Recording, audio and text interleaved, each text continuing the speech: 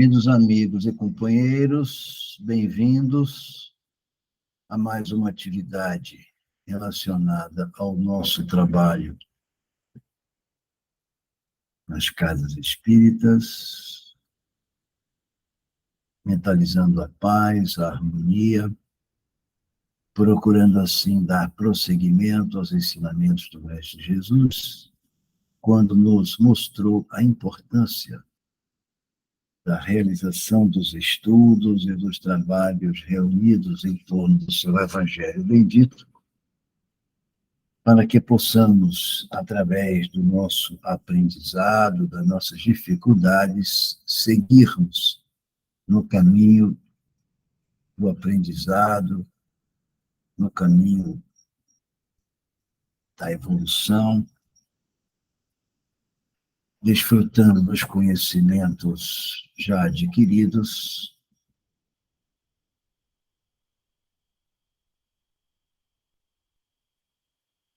e agradecendo a oportunidade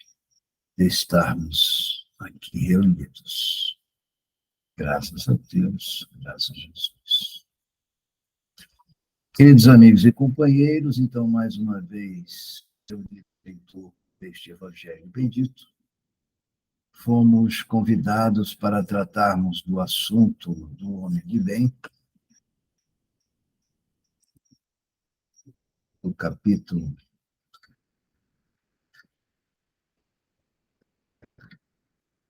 Sede Perfeitos, dentro do Evangelho que, segundo o Espiritismo, transcrito pelo nosso Hippolyte, que reuniu os espíritos e procurou captar as respostas que foram trazidas das perguntas, das orientações dos espíritos, e nessa etapa transcrevendo dentro da ótica dos espíritos as palavras do Mestre Jesus, para que sirvam do nosso orientador de caminhada, das possibilidades que temos de colocar em prática os ensinamentos trazidos por diversos seres elevados, por que não dizer alguns deles como avatares, que trazem conhecimentos e trazem explicações tão profundas que ficamos estupefatos com essas explicações. Antes de entrarmos no tema propriamente dito, gostaríamos só de fazer um certo preâmbulo deste assunto, porque precisamos ter em mente que muitas perguntas ainda não têm respostas, de que a intensa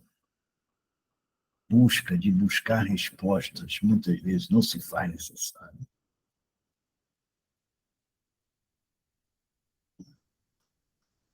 Porque o importante é colocarmos em prática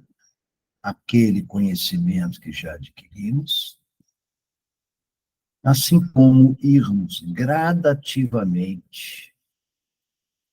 procurando acumular em nossas consciências aquelas atitudes que já realizamos de forma racional, mas que, com o tempo, vão se tornando práticas rotineiras, que já fazem parte do nosso ser, esta realidade. Segundo o nosso querido amigo Allan Kardec, o verdadeiro homem de bem é o que cumpre a lei de justiça de amor e de caridade, na sua maior pureza. Se ele interroga a consciência sobre seus próprios atos, a si mesmo perguntará se violou essa lei, se não praticou o mal, se fez todo o bem que podia, se desprezou voluntariamente alguma ocasião de ser útil, se ninguém tem qualquer queixa dele. Enfim, se fez a outrem tudo o que desejava que lhe fizesse. Nessas poucas palavras introdutórias,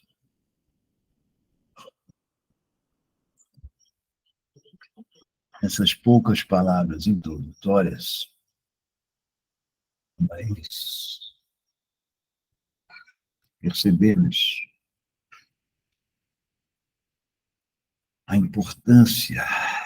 dos exemplos vividos pelo nosso Mestre Jesus, quando pôde vivenciar entre nós as máximas atitudes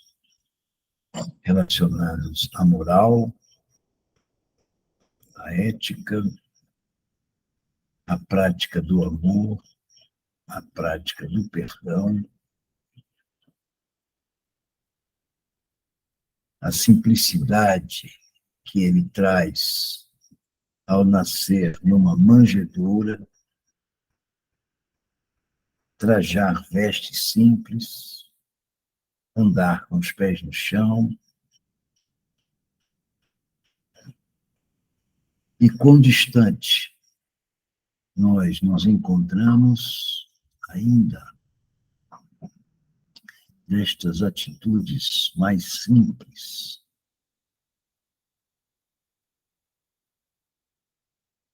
Ainda somos resistentes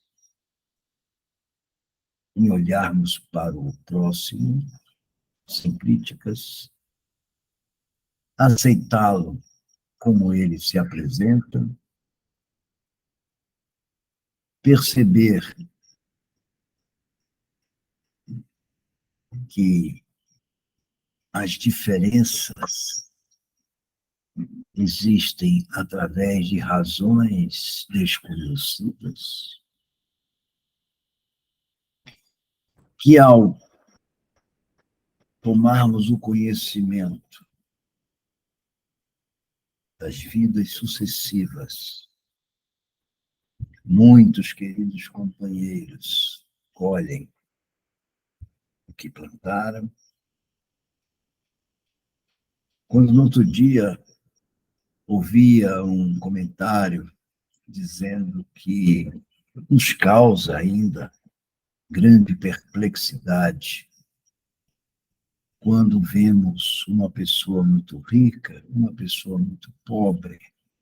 uma pessoa muito saudável, uma pessoa muito doente, uma pessoa que encontra uma certa facilidade para que as coisas fluam tranquilamente, encontro outros companheiros que enfrentam obstáculos imensos e muitas vezes pretendemos atribuir a Deus ou a motivos externos essas justificativas. Mas, e na verdade, isso depende de cada um de nós, do nosso esforço, da nossa luta,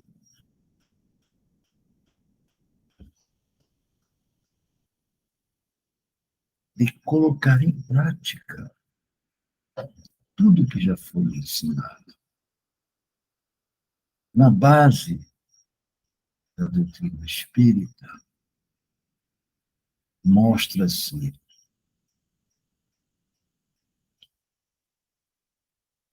a importância dos filósofos socráticos, que tiveram sua existência 300 anos antes da vinda de Cristo, e que, se somarmos tudo isso, podemos dizer que há pelo menos 2.500 anos temos orientações e conhecimentos, não só desses queridos companheiros, estamos só lembrando que Platão foi uma das reencarnações de Allan Kardec e Polité, para ver como a preparação do ser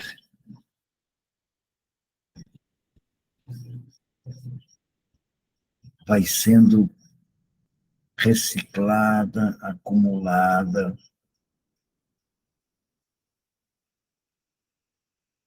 e que nós ainda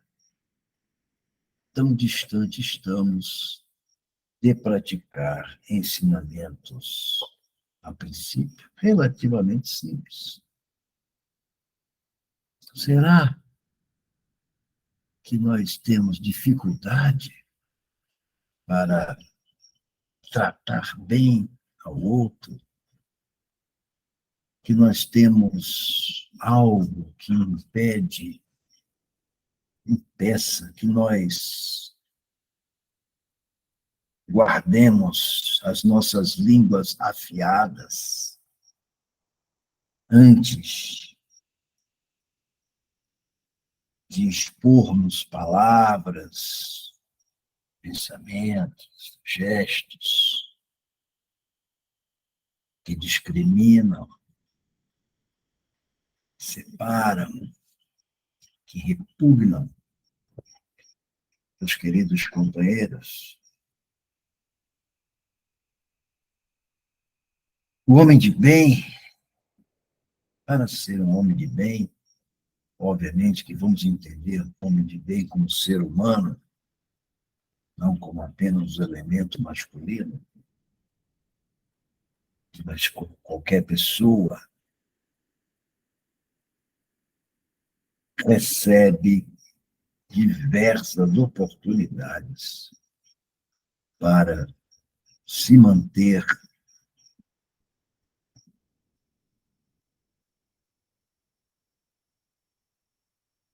dentro dos limites estabelecidos pelo comportamento moral, pelo comportamento ético.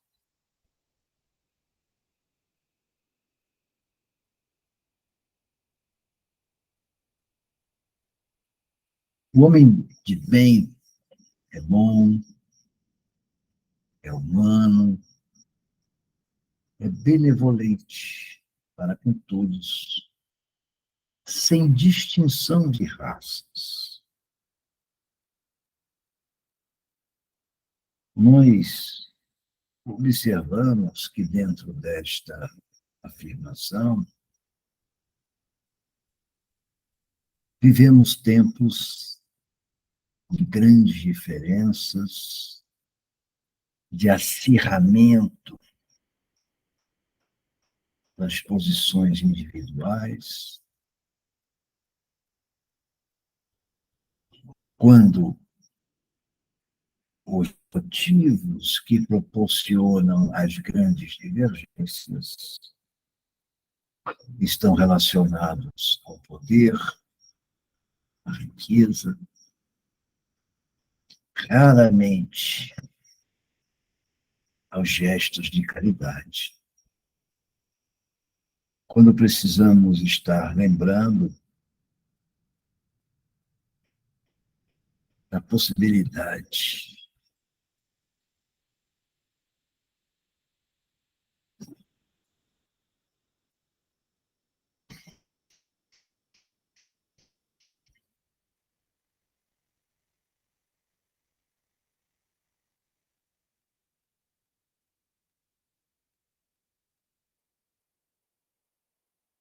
de tratar os diferentes, de nos relacionarmos com aqueles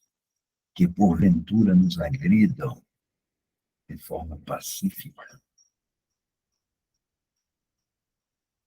Gosto sempre de lembrar, porque faço assim também, a importância e a necessidade de observarmos os momentos que perdemos as nossas estribeiras para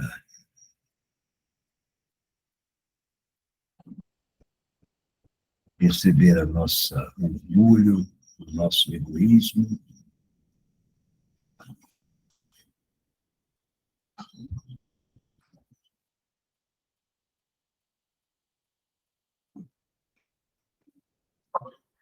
e assim,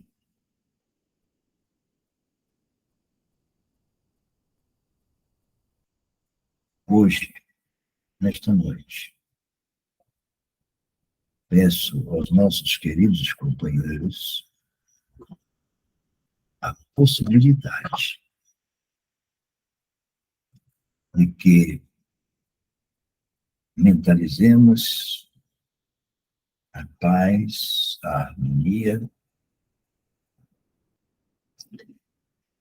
de que todos os companheiros encontrem as forças interiores para vencer o seu orgulho, para vencer o seu egoísmo, para não tirar da mente o exemplo dos avatares do bem. Muitos são eles.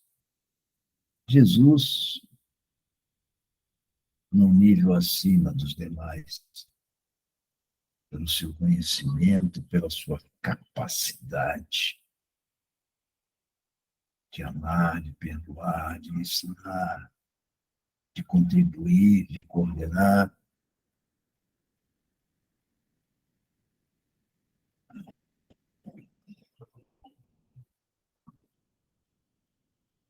E assim, desta forma, queridos amigos e companheiros,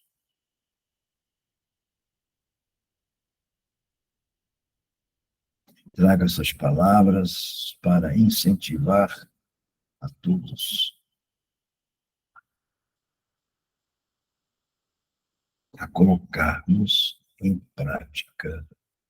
os ensinamentos do nosso Mestre Jesus para nós mesmos.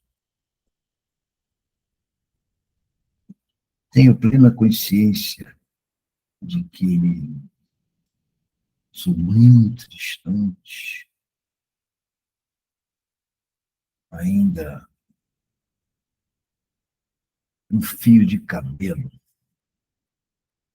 dentro da possibilidade que nós temos. Mas isso não me impede de compartilhar, de rogar, de vibrar, para que todos possamos estar distribuindo as nossas energias, as nossas vibrações para o equilíbrio do ambiente, do planeta,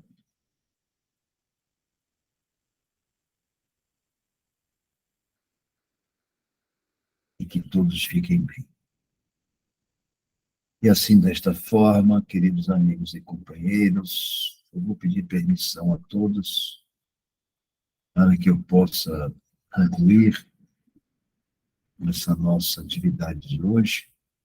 apesar do tempo ainda ser mais curto do que o previsto, mas isso é que a minha intuição e a minha sensibilidade me pede para que, ao invés de eu levar palavras durante um longo prazo, eu peça esta reflexão interior, este esforço adicional para pensarmos quais são os nossos vícios que nós iremos tentar corrigir amanhã, no próximo dia, no próximo momento. Agora. E amanhã nós vamos mudar. Agora.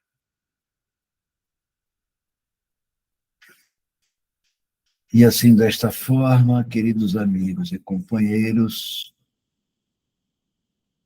vamos elevar nossos pensamentos, agradecendo esta oportunidade que estivemos aqui reunidos e pedindo a bênção do nosso Pai amantíssimo, para que possamos seguir em harmonia e felicidade. Graças a Deus, graças a Jesus. Até a próxima. Muito obrigado.